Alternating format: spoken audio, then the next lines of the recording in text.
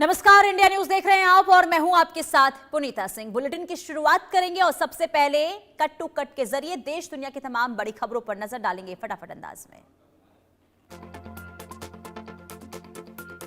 Army chief general धीरज सेठ का पहली बार संबोधन, भारतीय सेना की नई दिशा का ऐलान किया। अब सेना जय से विजय के मंत्र पर चलेगी। अमरनाथ यात्रा का पहला जत्था रवाना, भगवती नगर बेस कैंप में सुबह 4:30 बजे प्रस्थान। एलजी मनोज सिन्हा ने दिखाई हरी झंडी। 3 दिवसीय भारत दौरे पर जापान के पीएम ताकाइची आज पीएम मोदी से मुलाकात करेंगी ताकाइची। अयोध्या राम मंदिर चढ़ावा चोरी मामला, काशी कनेक्शन आया सामने। एसआईटी ने 6 आरोपियों को किया गिरफ्तार। सिंधु पर चीन की भारत की गिरदड़ भभकी, सिंधु जल मुद्दे पर पाकिस्तान के साथ आया चीन। सिंधु जल विवाद पर बयानबाजी तेज, चीन का कहना है कि भारत का पानी रोकना मानवता के खिलाफ है। चीन के बयान पर भारत का कड़ा पलटवार, पूर्व विदेश सचिव ने चीन के बयान को खारिज किया। उन्होंने साफ कहा कि यह पूरा बकवास है। देश भर में मानसून का डबल अटैक, कई राज्यों में भारी बारिश का अलर्ट जारी। वेनेजुएला में भूकंप ने मचाई भीषण तबाही, मौतों का आंकड़ा 2000 पार, 11,000 से ज्यादा लोग हुए घायल। दोहा वार्ता में अमेरिका ईरान के बीच प्रगति, दोहा वार्ता में सकारात्मक संकेत मिले, बातचीत आगे बढ़ाने पर दोनों पक्ष राजी। ड्रोन अटैक से दहला इराक में फिर गूंजे धमाकों की आवाज, ड्रोन हमले से मिडिल ईस्ट में बढ़ा तनाव।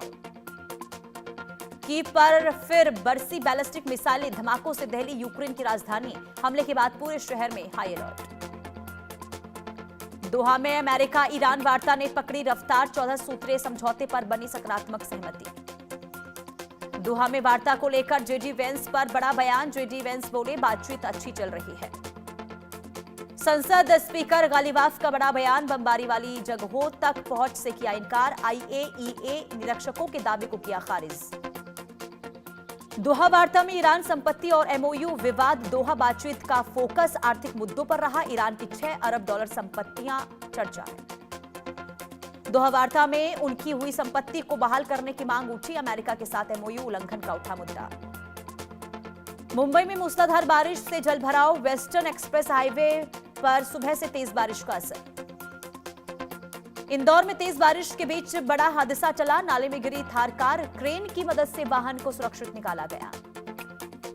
गुरुग्राम में कंक्रीट मिक्सर ट्रक में लगी आग, राजीव चौक पर धू धू कर जला ट्रक, आग की लपटों से सड़क पर मची अफरा तफरी, काले धुएं से ट्रक जलकर खाक, चालकों ने कूद कर बचाई जान।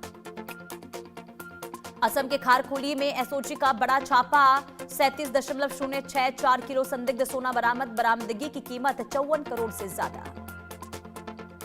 सूत्रों के अनुसार ईरान ने भारतीय नेताओं को न्योता भेजा, अयातुल्ला अली खामनेई के अंतिम संस्कार में शामिल होने के लिए न्योता भेजा गया। खरगे, सलमान खुर्शीद, पवन खेड़ा, नितिन नवीन और महबूबा मुफ्ती इसमें शामिल। पूर्व टीएमसी एमएलए के पति गिरफ्तार, देवराज चक्रवर्ती को पुरलिया से पकड़ा गया। 100 करोड़ की संपत्ति जांच का मामला, संपत्ति का हिसाब नहीं देने का आरोप। मुंबई एफडीए की बड़ी कार्रवाई, 6 रेस्टोरेंट पर लाइसेंस निलंबित, 28 जगहों पर छापेमारी, प्रतिबंधित सामान जब्त, 25 लाख रुपए से अधिक का पान मसाला गुटखा बरामद। अयोध्या में चढ़ावा चोरी मामले में जांच तेज, जिसमें चंपत राय और अनिल मिश्रा से पुलिस ने अलग अलग स्थानों पर पूछताछ की। वाराणसी से बड़ी खबर, राम मंदिर चंदा चोरी मामले में एक्शन जारी, वाराणसी से 6 लोगों की गिरफ्तारी। व्हाट्सएप के नए यूजर आईडी फीचर की सरकार करेगी जांच, ऑनलाइन फ्रॉड बढ़ने की आशंका, सुरक्षा और साइबर धोखाधड़ी के पहलुओं को ध्यान में रखते हुए इस फीचर की समीक्षा की जाएगी। नीट पीजी 2026 परीक्षा की तारीख का ऐलान, परीक्षा 30 अगस्त 2026 को देश भर के अलग अलग केंद्रों पर कंप्यूटर बेस्ड टेस्ट मोड में आयोजित की जाएगी। नवी मुंबई में खुले बिजली के तार की चपेट में आई 2 छात्राएं, कॉलेज से घर लौटते समय बारिश के बीच हुआ हादसा, दोनों को अस्पताल में कराया गया भर्ती। पंजाब में महिलाओं के लिए मुख्यमंत्री मावाधिया सत्कार योजना की शुरुआत, इस योजना के तहत राज्य की महिलाओं के बैंक खातों में सीधे आर्थिक सहायता राशि भेजी।